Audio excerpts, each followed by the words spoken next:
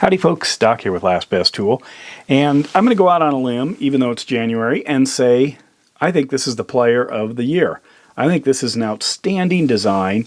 This is that cross-handle, extra-long needle nose Milwaukee. It's just a joy to use. It's an excellently engineered plier that just has a great feel in the hand, gives you plenty of space way out here on the end, even though you're operating it with just your fingers here, not two hands. And the way that it shrinks down and becomes just this very small, neck compared to, other needle nose that tend to widen out pretty fast. So just the dexterity, the ability to reach into places and around things is just fabulous. I went ahead and got the 45-degree bent one. I hadn't planned on it, figuring that, well, if you're bending 45, you're losing some of what this does.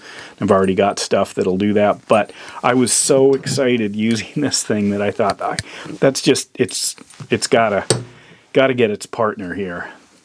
And we've had a lot of plier excitement over the years. I mean, we had the 47 and the 46 ACFs of Snap-on, the triple joint needle nose kind of combination pliers that just a whole new category of plier. The Knipex twin grip, which basically modernized the standard slip joint, added kind of that cobra mouth on it, plus screw extraction, and a really unique head design. That was exciting. It was exciting when Knipex came out with their kind of hybrid pliers, really took that to next level, even though there are a bunch of hybrids on the market.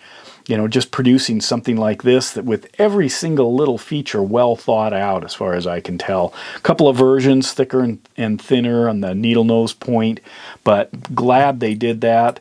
Oh, remember the excitement when we heard there was going to be this microscopic little Knipex Cobra in 100?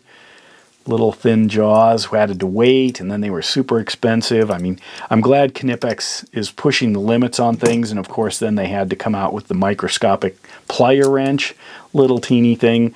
But I think these are the plier of the year already. Now, this is not the plier of the year.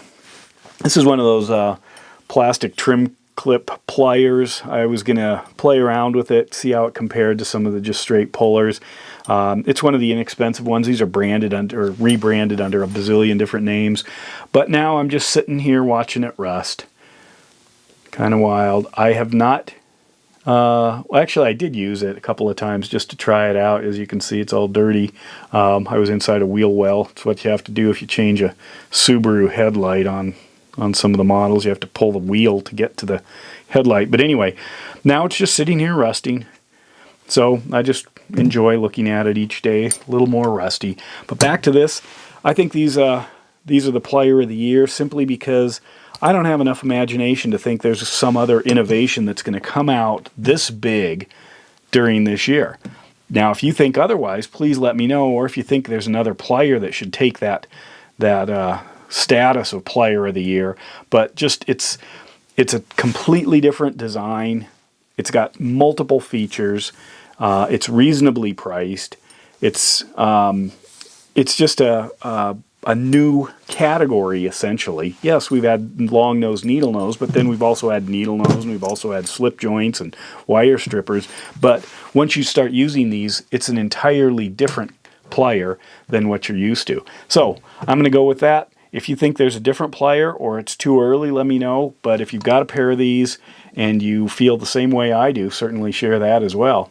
And with that, Doc out.